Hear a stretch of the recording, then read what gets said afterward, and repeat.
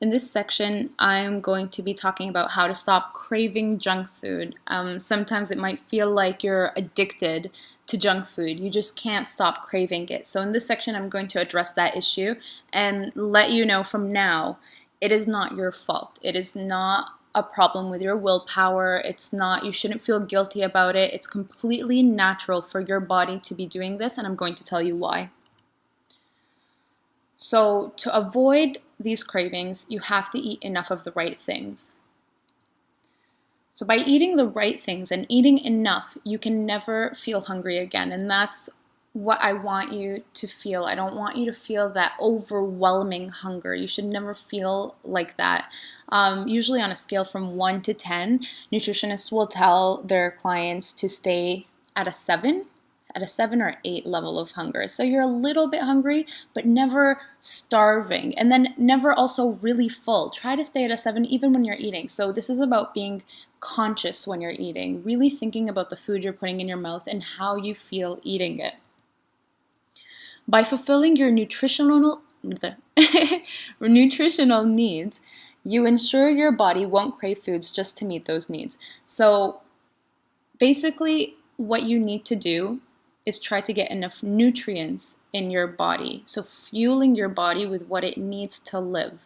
When your body feels that you've eaten enough of the right nutrients to do what it needs to do to keep you alive, it won't crave anything anymore. The second you start depriving your body of food and then depriving it of nutrients, so the nutrients you'll find mostly in vegetables and fruits, the vitamins, the minerals, when you start depriving your body of those things, your body starts to crave food like crazy, and just the fattiest foods, the highest density calorie foods, because it's trying to get those nutrients in. It's like, give me anything, I need to get these nutrients. That is why you're craving those foods. It's natural.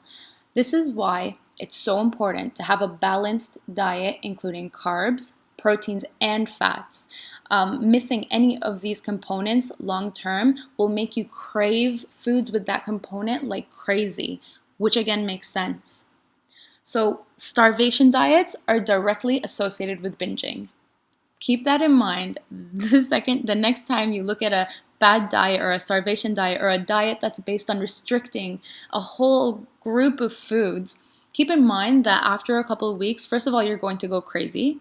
And then second of all, you're going to be craving junk food. You're going to be craving crazy amounts of foods with the nutrient that you're actually trying to avoid, or with the component that you're trying to avoid. So keep that in mind.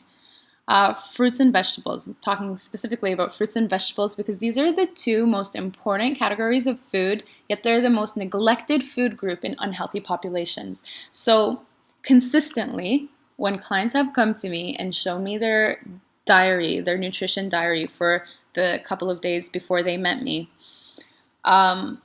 consistently, I found that even in some of the healthier individuals, you'll find that they are missing their fruits and vegetables. They're just not eating them at all sometimes, like no fruits and vegetables at all in their diet. And the second they start the nutrition program that I give them, I always ask them to eat at least 2 cups of salad a day and then at least 1 or 2 fruits a day. That's like the minimum. The second they start doing that, after about a week or 2, they come back and they say, my headaches are gone. I don't feel dizzy anymore. I don't feel tired anymore. I don't need an afternoon nap. It makes that much of a difference. And only in 2 weeks, you'll be able to see that difference. So a diet low in fruits and vegetables puts you at risk for vitamin and mineral deficiency. These are the highest density foods with vitamins and minerals. Like, you eat an apple, you get your calories worth an apple. You get your, your bang for your buck, or you know what I mean? So these are the foods to look for and to eat.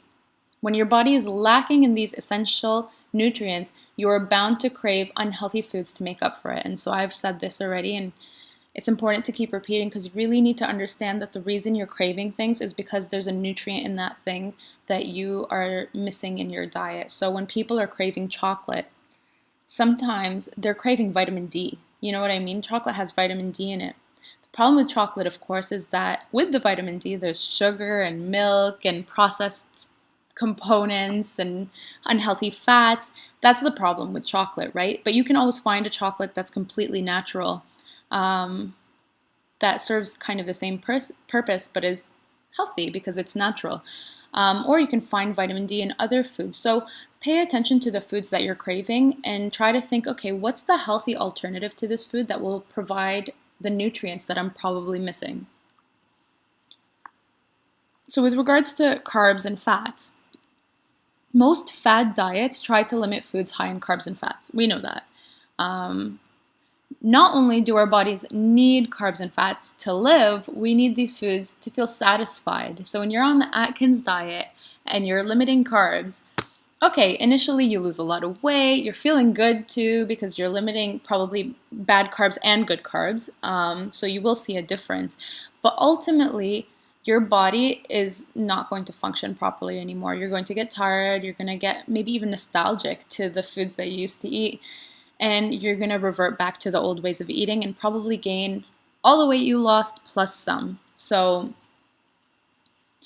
basically, have you ever craved bread and diverted to another food thinking it would turn off your cravings only to make them worse? I mean, this is typical example of how we deal with cravings and how it just doesn't work. So when you crave bread, for example, and then you sit there and you think, okay, I shouldn't be eating this bread, and I've eaten maybe rice today, and it's not good for me to eat that much bread, let's say.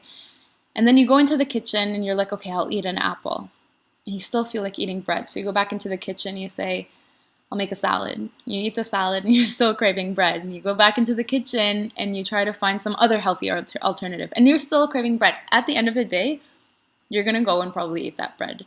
So you might as well, from the beginning, just go into the kitchen, grab your slice of bread, don't eat the whole loaf, and get rid of that craving. There's something in that bread that you need. Try to make it a healthy bread, a whole grain bread like you see in the image.